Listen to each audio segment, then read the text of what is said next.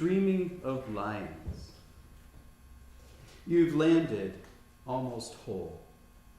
Your long Pacific journey ended, tree roots freed now and windblown like tired dreadlocks. How far? From Acapulco, a fishing village in Cuba, or simply a quiet float across the Puerto Vallarta Bay? How far before resting here, your thick branch legs planted strong in this soft, shifting sandbar? Old man, we know how wave leads on to wave. Naked in your grained skin, bark gone, smooth scars of carved initials, a history in hieroglyphs. Your faded marine tattoos, no one sees you resting in the sun, dry, hardened, and softly smiling. Sharks and lightning storms and glory days behind us, waves splashing our feet, breath by breath, dreaming of lions. And this poem, I hope doesn't offend anyone. I don't think it will. I have a very strong Catholic upbringing, but I think I'm primarily an agnostic now. So this poem was originally titled Agnostic Prayer, but it's really about the human spirit, the spirituality of just being human. But now it has a new title. God might be a potato. How many lies to disguise the true answer? What does it matter? I never learned to pray, not from nuns with their big sticks and belts of beads. At funerals for in-law aunts, my lips moved to the Lord's Prayer like mumbling, "Excuse me," to push through a line of strangers. Nor from Jesuits with their black blazers covered in cigarette ash and arrogance who drowned me in pages of Camus. In a primitive cabin built into a bluff, spiders and mice crisscross trails of ciphered verses across a rough wood table. Is it prayer without God? Condemnation, accused of telling truth, facing eternal fires for praying with pagan insects at sunset? Or the cold black of disgust for saying, I don't really care that much to celebrate the company's up year with a rare bottle of Opus One. There is no music at that party.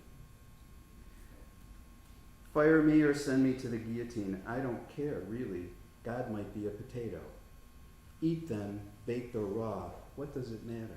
As long as we dance, like so many Zorbas, hand in hand, when our dreams and stone walls fall into the sea. And let me put this down. And I thought I'd do an older poem, but since this is a musical morning, just a little explanation. This poem is written in a form called a villanelle, which is a very musical form. It has a long history as a musical poetic form. But I've often performed this as a waltz with a percussionist. And you can think of it as a waltz or a jazz waltz, which is 1, 2, 3, 4, 5, 6, however you want to think of it. And another term in here for those who may not know, but that refers to the Tao or the Tao, however you want to pronounce it, but that translates as the way in Buddhism. So, Seitan jelly and paper kites. Let's see.